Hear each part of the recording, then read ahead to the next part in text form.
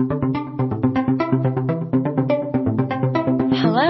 welcome to the 12th house. Welcome. So we're talking about spiritual operating systems in the North Node this quarter, which is just so fun.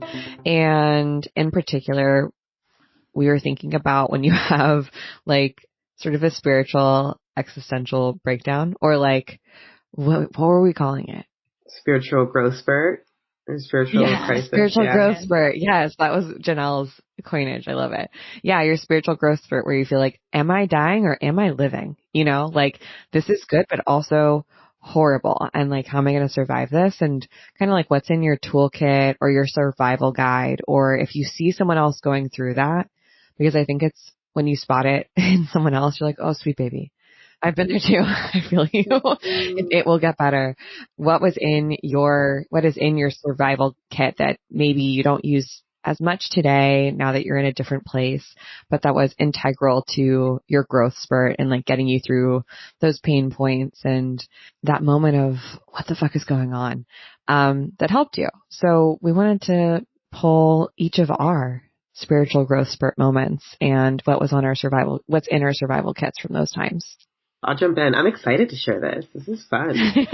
Because the first thing that comes to mind when I think about spiritual growth spurts is I think the beginning of like the dark night of the soul for me.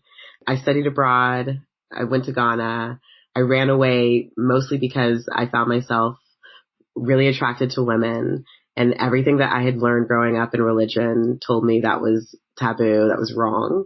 And none of that resonated with me. So I was like, I just got to go somewhere, and I don't want to go. I've got to go to Africa. It's got to be Africa, obviously, because I got to go visit where I came from and where my ancestors are from, and going back to the motherland, this whole idea. It was not quite the experience that I had expected, but it was an incredible experience. And I came back and literally went through the darkest, deepest depression of my life. When you came back to New York after being in Ghana? Yeah, I actually came back to California because it was during a summer break. And it was like, something just totally shifted, probably like a day or two after I got back. I slept off my jet lag, and I couldn't get out of bed. I couldn't get myself to like really feed myself or do anything. I was irritable. I was staying with my dad at the time. So, anything that he had to say to me, I was just like, it was just awful. And then my birthday was coming up, and I remember almost consciously choosing to have a bad birthday, like not wanting to do things, like not telling anybody or talking to anybody. Yeah.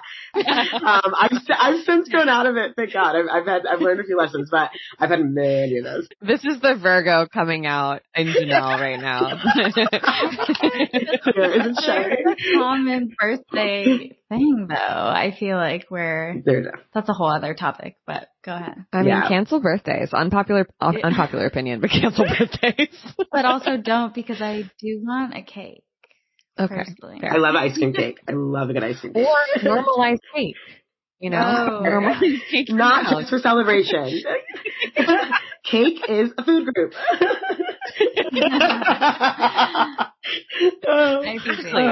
There you go. We solved it. We did it. There you go. If only I had known that during my 20s, it would have saved me a lot of pain and heartache. But yes, long story short, my dad actually was fed up with my attitude. He was very clear. He was like, I'm not dealing with this anymore. And also in a patient and kind and graceful way. But he gave me a book. This is the first recommendation that I have.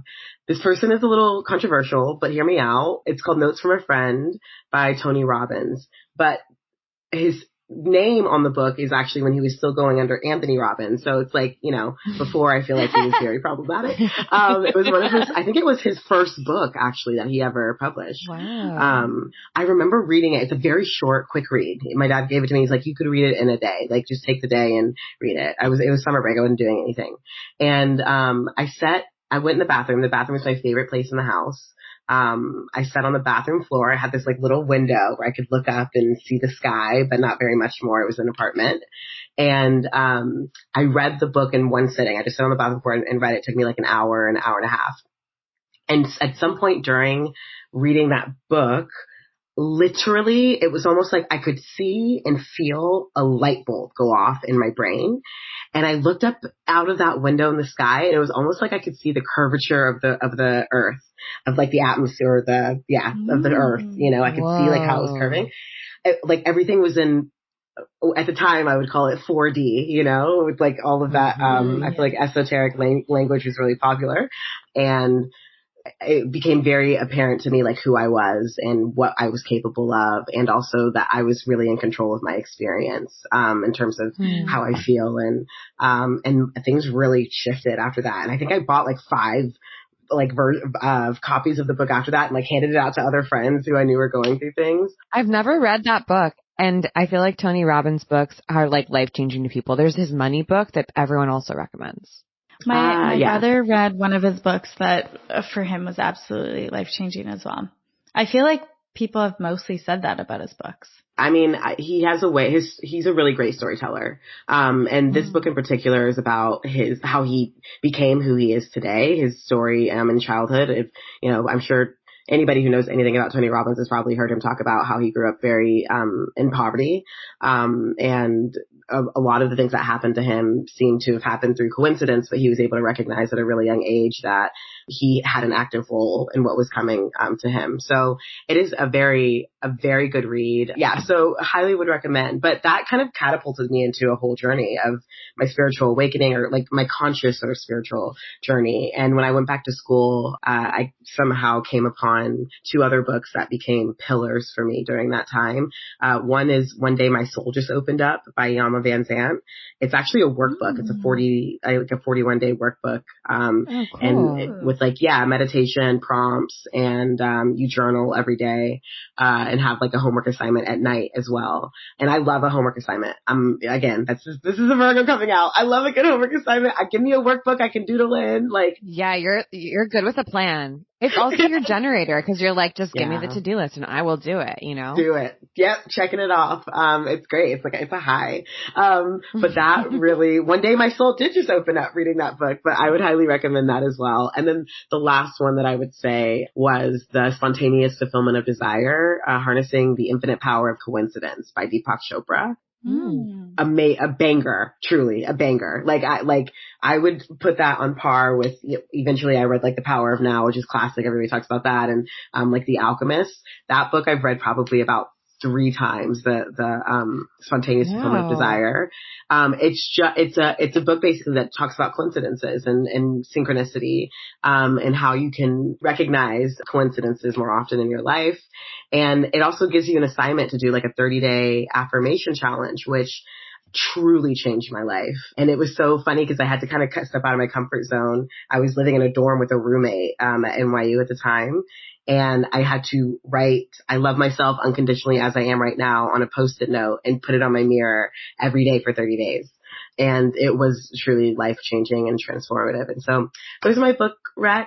Yeah, the tools situation was difficult for me. I couldn't figure out a tool that seemed like more interesting, because maybe I didn't do anything that was really interesting. The things that honestly worked for me were, journaling and meditating and being in nature. Hiking became a really important part of my life, or just taking walks.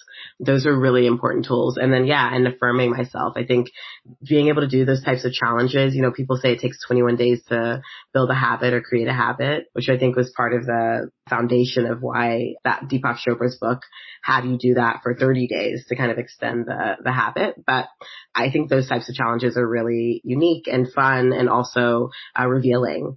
And so, those would be the tools that I would recommend. Oh, God, I honestly could talk about these things all day. I'm like, well, we could have talked about this for an hour. I'm like, what else? And we just might. Yeah. I also find this stuff so interesting. It also like triggers things for me of like, living in New York and just going on a walk in New York by yourself without like, even just with music in, and like clearing your own energy in that way, like resetting your nervous system, especially if you're living with other people. Like, that's something that we don't really do in LA at all in the same way. It's more like, oh, I'm going to consciously go on a walk. Whereas in New York, I don't know about you guys because you both have lived there, but my experience was, I'm I'm just going to go and see what happens. And like, I'm going to see what coincidences happen and what magic happens, or maybe nothing. I'm going to just think and, not like for any specific purpose, just to like go and experience. And those are like, it sounds so boring and mundane, but like some of the most spiritually intense moments of my life, I feel like. Yeah, I think that's one of the reasons why I often miss New York, because there's so much to see. It feels like there is so much going on. Everything's so spaced out here in LA. It's like if I want to go take a walk, at some point I'm going to end up in the desert. I mean, I am in the desert already, you know? So or on the freeway. We're like, oh shit. Exactly. It's like, I don't want that. That does not sound like a good time to me, you know? I'm not connecting with spirit during that time. So I definitely think it was much easier to do that in New York, just because, you could walk out your front door and there's just so much going on. Everything's kind of on top of you. It is interesting. We don't do that here as often. You have to go out of your way. That's why hiking here, I feel like, is such a big activity, because it is a way to be in nature. It is a way to kind of see, you know, beautiful things, but not a lot of people have hikes right in their backyards. So, no. Yeah. So true. No, and you have like in between time in New York too. At least like I did. I lived in Brooklyn, pretty far away from like where I worked and my multiple jobs. So I would like go to a gig from 9 to 11, and then I'd have my next thing at 1, and I'd be like, well, okay, I'm not going to go home because I don't really have enough time. So I guess I'll walk to my next thing, or, you know, go park at a coffee shop, or go find something interesting to do for a little bit and then land at my next job. And there's something about those like interstitial moments that, like you don't have to consciously create time or space for yourself. It just kind of like gets created. And maybe that's just part of like a function of being in your 20s too, your early 20s. Oh, facts. Actually, now that you say that. Yeah, because I consider a lot more in my 30s when I'm like, something else has happened. I have a 1:00 appointment. Okay, well, I'm a little tired. Like, I'd like to take a nap. But also, there's a lot more consideration for sure. What do you think about synchronicities based on the Anthony Robbins and the Deepak Chopra book? Has your perspective changed on them now versus when you first read those books? That's a really great question. In a sense, yes, and in a sense, no. So I think what those books taught me, and also what my experiences have taught me, is that nothing is just like accidental. Everything happens for a reason. However, that doesn't mean that there's meaning in everything. And I think before, where I would put meaning in or try and seek meaning in every coincidence or moment or synchronicity that I would experience, which would be very exhausting. Now I allow more for the unfolding of it without trying to categorize it or judge it or, again, seek that meaning. And I also recognize that sometimes things happen because they happen, and it is a synchronicity, and it is lovely, and it is meant to be, but I think sometimes that's just it. It's just a moment of life and an experience and something to be present in, and then it's the next thing. And so I think that that's the shift for me, is that, it doesn't feel, all the coincidences don't feel as precious, or not as precious, but I don't seek meaning in all of it. Yeah, that's so important. I feel like in general, as we age, there's sometimes it ain't that deep, like really just hits home. It ain't that deep. Tattoo it. One of my dad's mantras that my mom makes fun of him for endlessly is essentially, it ain't that deep. He's like, I wouldn't take it personally if I was you. That's great. That's such good dad advice. That's such a dad. Yeah, it is. And he's like, people are obsessed with themselves. They're not really thinking about you that much. And True. That's like always his refrain. He's like, we're all just into our own shit. But then my mom, is having all of these issues in friendships or relationships. He's like, I don't think it's that personal. And she's always like, you're not hearing me. And it's like, she's mad at him. He's like, I don't think she's actually even mad at me. He's like, I'm not taking it personally. Yeah. It's her thing. Yeah. But I do feel like that's a really intense spiritual lesson in itself, is like just how much is not personal. Oh, Mm-hmm. ooh, especially in relationships. Ooh. Yeah. And there's also a fine line between like, well, that's not my stuff, versus like, well, it's a little bigger stuff. Yeah. You're taking a little personal. Yeah. Yeah. Fair. There's room for both. Yes, and. Yeah, like, you know, that's like nuance. It's so boring and annoying of like, well, yeah, okay. Is this part of me? But like, I loved what you said, Janelle, about synchronicity. Sometimes it does have meaning and other times it just is. Like, yeah, it comes from something, but it doesn't necessarily mean that there's like some huge spiritual lesson in you getting parking tickets. Like there might be, but also like there might not be.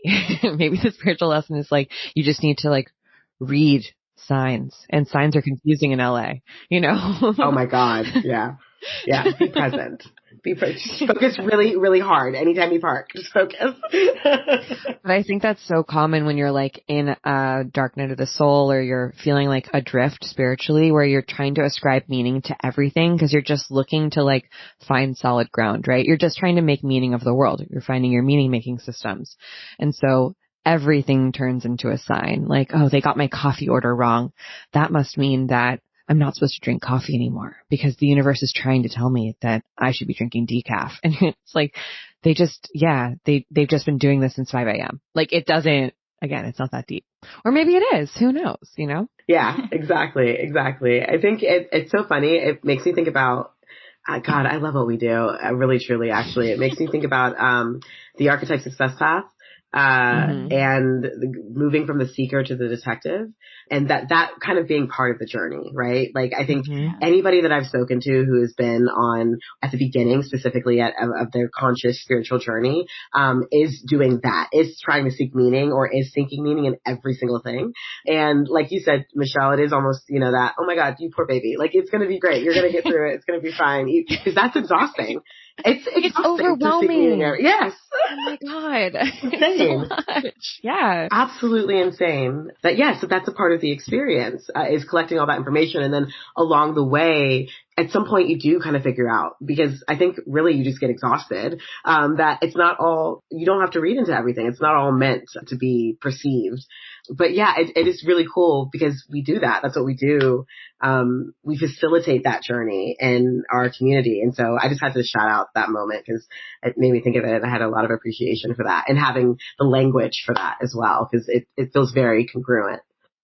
Mm-hmm. Ooh, the language. That's such a good point about having the language for something, because if we don't have the language, or sometimes like when somebody reflects something back to you and then you're like, oh yeah, maybe that is what is happening. You're able to contextualize your own, maybe what you thought was a crazy experience you were having. And it's a reminder of, oh yeah, I'm not alone. Other people have also felt this thing. Mm-hmm. Oh yeah. And that's simultaneously amazing and horrible because you're like, I'm not special. Yeah.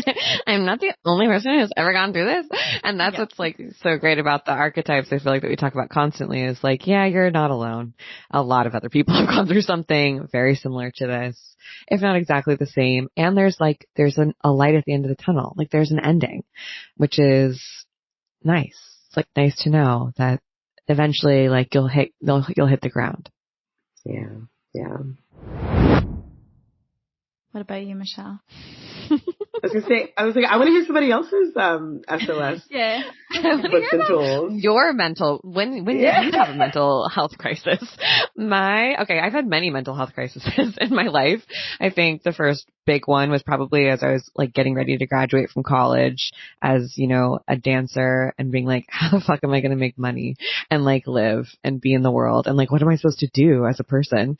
And then my next one was when I was in my mid-20s and I experienced a lot of like pretty tragic death. And yeah, many people in my life, you know, died before their time at around the same time. And I was just like, whoa, what is going on here? And that really like took me from what I'd always been, which was a spiritual seeker, to like, what about past lives and what am I here for and what am I supposed to do? And that was around the time I saw my first shaman and when I stopped having seizures. But I think my like biggest, most lasting and probably like the thing that changed me the most was around the time that I started Holisticism. But before I had the idea for Holisticism, and I'd been working in tech and freelancing and on my own, I'd like just broken up with someone I'd been with for a couple of years. So I kind of knew it wasn't a good fit for me, but I was kind of settling for, making accommodations for. who's a great person, just not my person. And I was living by myself in the studio apartment in Koreatown. And I was like, I just know that there's something that's supposed to come through and I need to listen, and I need to like listen and figure out how to make myself as clear as possible, because I feel like there's something that's supposed to come out of me, or that I'm supposed to be communicating with the world, but I just don't know what it is. And like, I don't really want to start a business. I don't really want to like write a book or anything like that. I just want to know, like, why am I here? Like, what's my purpose? And I read 4 books that really changed and like helped me. The first one was The Intuitive Way. And it's kind of like, Janelle, the book that you were talking about, that's kind of like a workbook / informational book. And it basically walks you through how to connect with your intuition. And it gives you all of these different processes and pathways to doing that, and like how intuition can show up. And it was so helpful to me. I remember going through the exercises, and just there are like inspirational quotes in there, and it's a little bit cheesy, but it's by Penny Pierce, who's an intuitive, and it was just so helpful to like kind of have an encyclopedia of different ways I could connect with my intuition. The next was The 4 Agreements, which is a classic for, I think, like self-help book or guidance book for anyone, even if you're not a spiritual person, because kind of like your experience with the Anthony Robbins book, Janelle, it was one of those books that I could, you read in like an hour and a half, but you're like, whoa. Yeah, like it just clicked. It like locked in a lot of what I already personally believed, but put words and language to like my perspective, and kind of helped me like have an operating system for a little while of like, right, I've got to be impeccable with my word. Like, yeah, of course I want to have integrity already, but like being impeccable with your word just landed differently with me in a really helpful way. And the last one was Sacred Contracts by Carolyn Myss. That book legit changed my life, because I kept getting into these like really toxic relationships. Like I kept replicating toxic relationships, and they would push me to the point of like really gaslighting my own intuition. And this book by Carolyn Myss helped me like get out of that pattern and understand that why I was creating that pattern. I felt like I'd read so many relationship books and really tried to get that part of myself, but it explained it to me in a totally different way, without making anyone the bad guy or without making me feel bad. And just like bless up to Carolyn Myss, who I feel like is the spiritual like baddie aunt who kind of like yells at you, but like gives you, like your medicine in a way that you're like, okay, I'm going to listen to her because she's like a little scary. So those are the 3 books I think that like made the biggest impact on me. And during this time, the like practices that I had, were actually like very physical. The first was I would give myself a tea ceremony in the morning. So I would wake up, and have you guys ever done a tea ceremony? Not for myself. Yeah. Okay. So it's cool. I so recommend if you can ever get into a tea ceremony with someone who is a master tea person. It's really a really cool experience, but basically you sit in silence and they pour you multiple rounds of tea and you all drink the tea together in silence. And the tea sort of like as it steeps, it gets stronger, the flavor changes, and it's just cool. It's a ritual, and you can do it for yourself. So I would pour myself these rounds of tea, and I would like try to feel into and sense and, like just make a moment of silence for myself in the morning for 30 minutes. And sometimes I felt like absolutely ridiculous sitting on the floor in my, tiny little apartment, like making tea for myself out of the tiny little teapot, but it really grounded me in a really beautiful way. And the other thing that I was doing a lot at this time of my life was getting really into herbs like adaptogens. And I felt like kind of like getting to know them opened up this part of me, like this physical, intuitive, but also like actually changed the way that my brain worked and helped me see things in a different way. And also gave me like some semblance of not control, but like, choice. So like knowing how rhodiola impacted me, or like taking Eleuthero to help like protect my spiritual body, or ashwagandha or mucuna pruriens, which is like the dopamine bean. Even like microdosing with mushrooms at this time was really a cool thing that I liked practicing, not because I wanted to get high, but just because I was like, what will come through when I'm in this like different state? Like, what do I have access to that maybe I just need this like slight shift. And then the final thing that I was doing was taking a ton of box flower essences. I have so many in my library, and kind of like making a practice for myself and getting to know them. I think it really helped me like be more conscientious about what I wanted out of my days. Like even like picking herbs, right? I was like, what do I want to feel like? Like, what do I need today? What superpowers do I need? And like, how am I feeling? Am I feeling like bright and excited? Am I feeling anxious? Am I feeling stuck? Like, and kind of just honoring where I was and even clocking it, I think made a really big difference in helping me get unstuck. And it was during this whole time, like during these practices, that the name Holisticism just dropped down into my brain, like during a tea ceremony. And, things just started to like come together, and the synchronicities kept synchronicity, you know? So that was kind of like, yeah, it was a really like special time. And my morning routine was very long, probably like an hour and a half long in the morning. But I really think that like I go back to those things often when I just need a little like, reminder, or like little booster of support. So nice. And like, I'm going to make space for a tea ceremony tomorrow morning. That sounds amazing. It's such a special, if you can ever get in with someone who pours tea, like it's such a special experience. Especially, we should actually go. We'll go as a team. I'd love to do that. Yeah. Yeah. The intentional herb, like picking and choosing, I feel like every time you're doing that, it's like you're your own little chemist. And then you enter like a dialogue with yourself immediately of kind of cutting through to like, what's weighing on me? Yeah. Or what if it's like this very nourishing practice. That's really nice. Mm-hmm. As opposed to being like on autopilot, or sort of like turning over to someone else and being like, I don't know, just like give me what I need to like feel good. Which there's nothing wrong with that. It's great to like go to an herbalist who knows what they're doing, but it's really cool to kind of experiment with yourself and, safely figure out what works for you. But that'd be I think herbs honestly would be like another number one thing in my spiritual survival kit. That makes a lot of sense, because they're kind of acting on you on all of the bodies.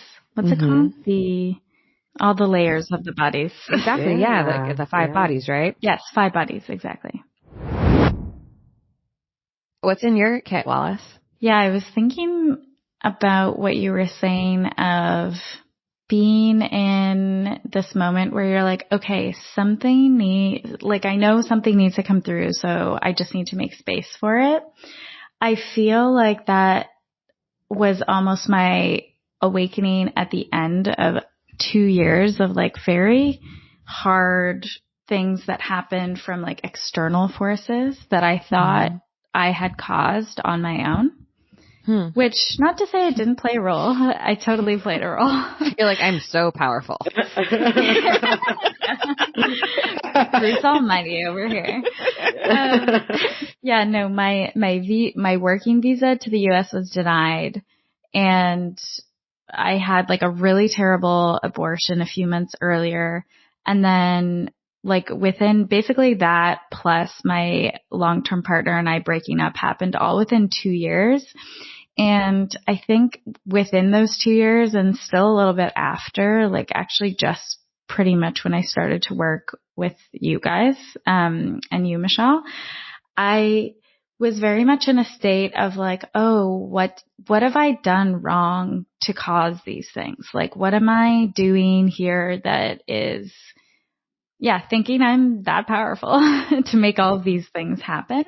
And again, not to say I didn't play a part, but I was very down on myself for a long time, feeling like, I'm not doing the spiritual path right, because I've caused all of these like very tough, traumatic situations for me, even though I thought I was like, quote unquote, doing it right. Like whatever. I'm passing the test. I'm not passing the tests because I keep getting these bad things that are happening to me. Yeah. And I hit a point, I think, when I had no plan so I had moved out of my partner's place essentially 2 years ago, November. And I went back to Toronto, and my family, I think, was very worried about me. And they were like, you maybe should just like stay home and we'll hug you.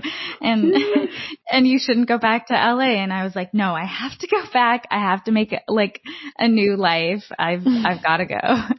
I had a lot of things that were really, up in the air and not planned, and I wasn't sure of how a lot of things were going to unfold. But I remember at that time, there was a few things and books specifically and teachers that I came back to that helped me remember that sometimes, as Pema Chodron says, things fall apart. And that doesn't mean it's your fault. And so that book is canon for me. And such a good one to go back to when you feel like you're like, I thought I was doing all the things. Why is it all crumbling? That book specifically, because I don't know that I follow her that much. That book I constantly go back to, as well as Radical Acceptance. I think that book by Tara Brach is one of the books that I've gifted the most, that people have said has had like the biggest impact on them. And there's at the beginning of the book, I think it's in the book, it might be in one of Tara's talks, that she talks about this woman who she had met or is a story, I'm not exactly sure, where there was essentially a woman talking to her daughter on her deathbed saying, all my life, I thought there was, I feel like I could cry. It's so sweet. Yeah. She says, all my life, I thought there was something wrong with me. And she's like, I spent so much of my life thinking I need to fix everything. I needed to constantly fix myself. And I wish I had spent more of my life just enjoying myself and living like in my body. And she's like telling this story to her daughter. And I just think like so many people can resonate with this, walking around with this feeling like something's wrong with me. Oh my God. And that's kind of like the theme of the book.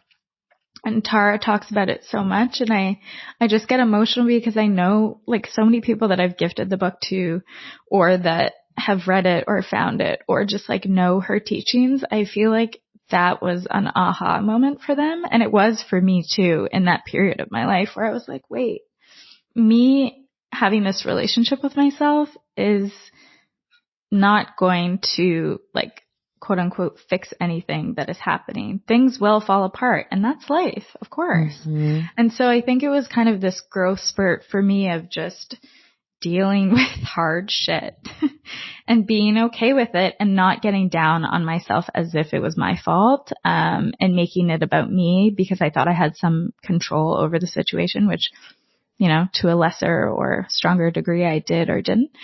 And those books, I think, and especially that story, just has stuck with me so much when I'm in the like go, go, go, fix, fix, fix, do mode.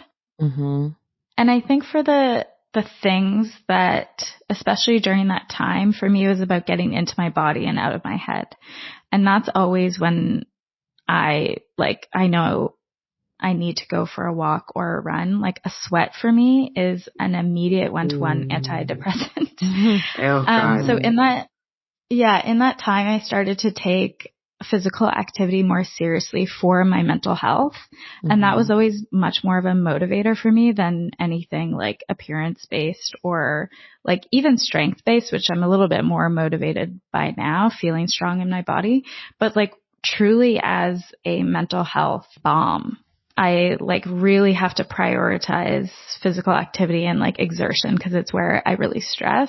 And I had always known that about myself, but I think, you know, when you're always in different activities where it's structured, like you're taking dance at school or you're in a lot of sports or you're in environments where it's built in, and then just realizing like, oh, this is all going to be up to me for the rest of my life to build it in and make it a priority, and no one will ever do that for me. And if I don't have strong boundaries around that, like I'm not going to help anyone else in my life by putting other things before that. Yeah, so, 100%. Yeah, physical activity and radical acceptance sounds so cheesy, but that book is powerful. All of Tara Brach's talks, her podcast is prolific. I think they post something like every day. That's incredible. she's so good and she's so funny and relatable and like cool. And she's so good. She's like, if you can't go to therapy, like maybe go listen to Tarot Rock, you know, seriously. My favorite thing is that she has probably 15 of the same jokes she repeats all the time. So I know all the jokes. It's so cute. Aww. But she's pretty incredible. Yeah. I think it was also not that I hadn't experienced such, I guess, like hard things emotionally before, but I think I hadn't experienced such successive change like that made me feel destabilized. Like whether it was like, oh, I can't like, I built this life in this country that literally could like totally change within the span of 1 week and I'd have to leave, to like a relationship destabilizing to like your body. It was on all of these different planes at one time where I was like, oh, this is absolutely like some rite of passage in a way for me, which I felt had come late for me in life in a way. Yeah. I feel like all of those things you just mentioned too are like what often trigger someone's spiritual awakening because their body, like they get sick or you go through a horrible breakup or something out of your control. You're destabilized in your home for whatever reason. And you had all three happen at the same time, like basically, you know? Yeah. It was a very intense period. And I think even like post that, actually allowing myself to feel, because when you're just trying to make it through periods of, you know, tough periods in your life, you're just so go, and you don't stop to feel it. And so there was definitely a come down of just allowing myself to feel really sad, really angry, and all of that, like very delayed, and being okay to like hold space for myself to have, you know, breakdowns or to feel like very intense feelings, because I was like, oh yeah, if I don't allow myself to feel this, it's going to come out somehow. Yeah. It's also like when things have been going so well for you, cause like you loved your job and, you know, like to have that taken from you where you're like, but it's not like things were bad and now they like, so it made sense they fell apart. It was like, no, things were going well. I liked it. You know? This is true. But in always, like I would never, again, sounds cliche, but I would never like take any of that back. Yeah. It's part of the journey. Yeah. That's so common though, what you're talking about, which we've talked about on the podcast, I feel like a million times, but that heaven's reward fallacy thinking of like, good things happen to good people, bad things happen to bad people. I must have caused this because bad things are happening to me now. So I'm not, passing my spiritual tests, or I'm not being a good enough person, or I'm not on the right path because things keep getting fucked up. And that is such a hard lesson to learn. Like you can know it intellectually, but like you really have to your body has to like body and understand it. And so much of religion is, it's heaven's reward fallacy. Like so much of Christianity is based on, you know, Old Testament God, which is like, I will punish you for being a piece of shit, you know? Yes, absolutely. Yeah. I think that is, this is me getting into a talk about religion, so I won't go deep down the rabbit hole, but you do make a good point, because I think that's where the danger of, I love religion, I respect religion, and when I say religion, I mean like all across the board, because I think there are pathways to connecting to the eternal God, you know, the all, the universe, whatever you want to call it.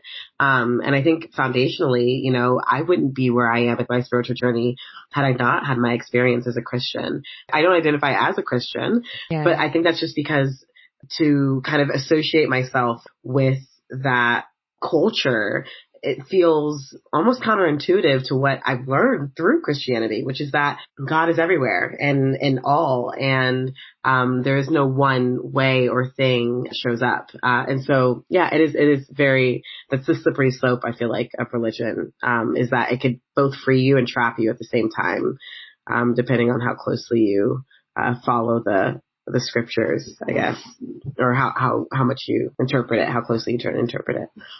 Yeah, and so much new age spirituality is just like repackaged Christianity in a way, right? Like same moralism or, like even puritanical, misogynistic, beliefs, just like with crystals.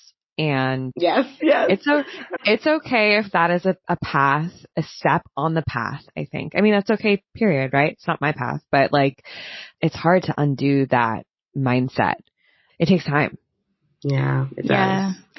And I think kind of back to what you were saying earlier, Janelle, about like randomness and not taking everything with meaning, and to what you were saying, Michelle, about the heaven's reward fallacy. It's like we can all probably look back on times in our life where, I'll speak from the eye, like I have been so lucky in my life in so many ways. And I don't like take that for granted, even if I don't always necessarily say that or talk about it. But also luck is random, and sometimes people are really unlucky super randomly too. And just remembering that and not making too much meaning of either thing, because sometimes I definitely have felt in the past people have said, oh, well, you're just lucky to me about things where I'm like, oh, I actually worked really hard at that, but I just didn't necessarily show it. Whereas other things I've been extremely lucky in where I'm like, no, I didn't do anything for that. Like that was truly just random. And I think it's the same thing for bad luck. Like it's just, it's an interesting kind of puzzle too of thinking back to where have I made meaning out of something that was lucky or unlucky, that there was no meaning, it was random, and that's part of the randomness of the universe. Or like, where was it that I think I had something to do with like the good or bad, quote unquote luck? Yeah, that's such a good point. And like, we want an answer.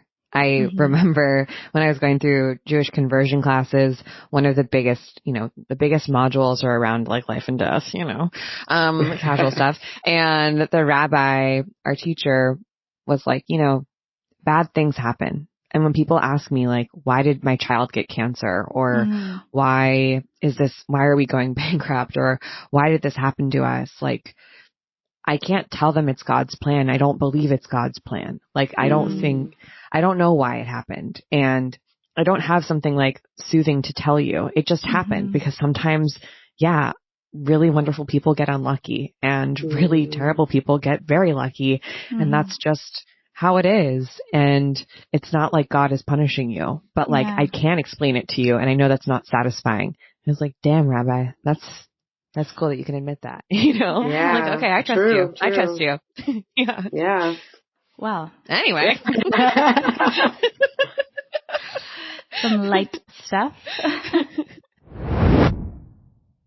Is there anything that you guys are using right now that you're like, ooh, this is kind of interesting? I've been liking this. I will add that, Michelle, the Alchemist deck that you gifted us, which is so kind, has been absolutely a staple in my toolkit over the past like 6 months or whatever. It's been a really, maybe not 6 months, but it's been a really amazing tool for perspective, for just like creativity. I don't know, all the things. Yeah. I love that. Yeah. One good deck will really get you far, I think. Yeah. For me, I think I've learned too, sometimes the best sort of operating system is distraction, but not distraction for distraction's sake, distraction to have fun and enjoy yourself. And my enjoyment lately has been cleaning and organizing. I'm also taking on a really big project in my room because I'm building new furniture and completely changing everything over. And so there's work that I do every day towards that. And that has been really grounding. It's kept me present. It's also really exciting. And just to know that I have that to look forward to. But yeah, that for me is distraction and activity, like projects is my sort of SOS. Yeah, like not being so navel gazing about it all, or self-obsessed. Just being like, all right, I'm going to like do some other things. I don't need to like self-improve 24/7. Exactly. Yeah. I'm just going to let things happen. But If I cry while I'm sawing, Yeah. it's therapy. If you do, will you take a video of that? Because I would, I mean, like, I'm not to make fun of you, but I would love that. I just think that would be very endearing. I will happily send it over. I also like imagining that you would be able to get your phone out and hit record while you're crying. Like sawing and crying simultaneously. You just pause and make some content.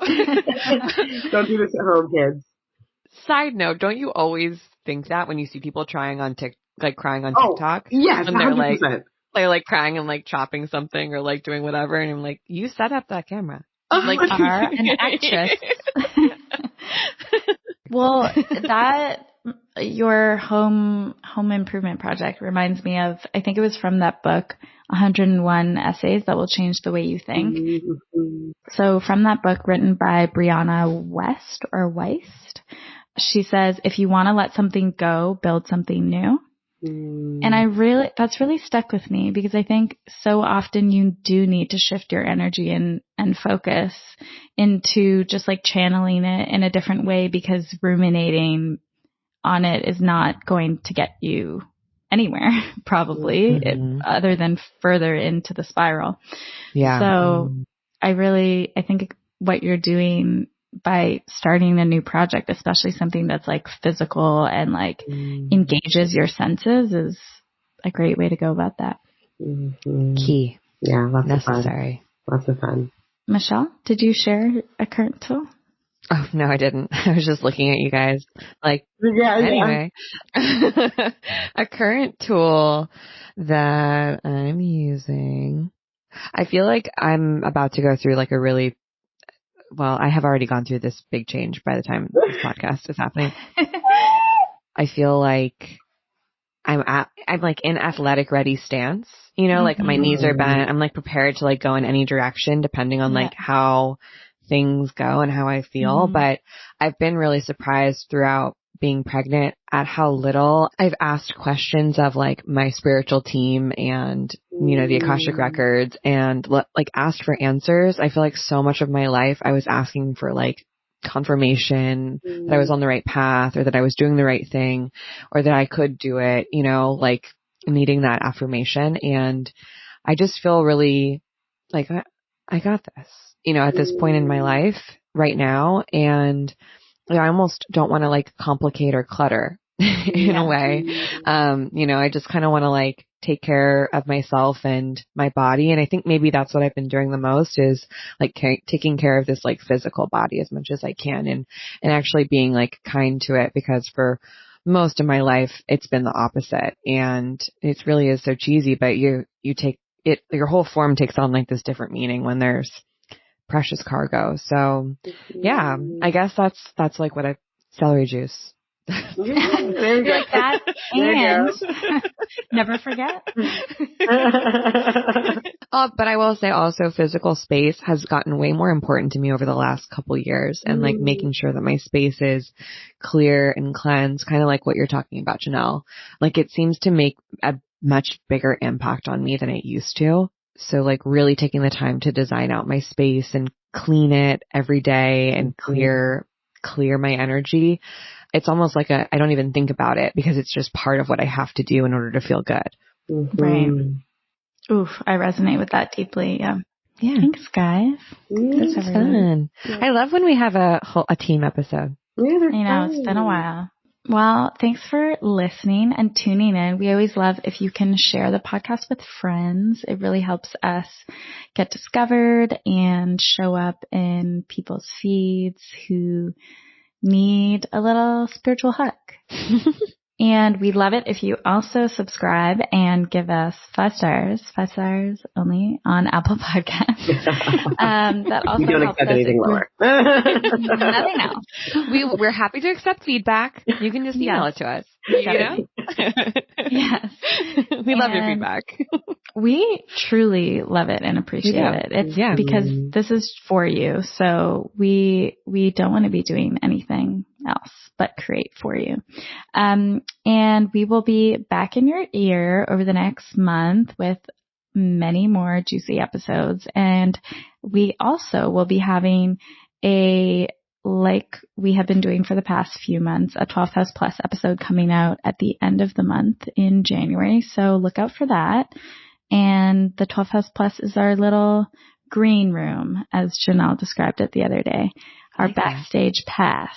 It's a little intimate. It's like conversations like this, but even deeper on anything and everything you guys ask us to talk about and what we're thinking about. And we would love to have you join us in there. Thanks for listening. Bye. Thank you. See ya. The 12th House is produced by yours truly, Wallis Blanchard. Our theme music is made by Nathan McKay, and our wonderful editing is done by Softer Sound Studios, who you can find more information about in our show notes.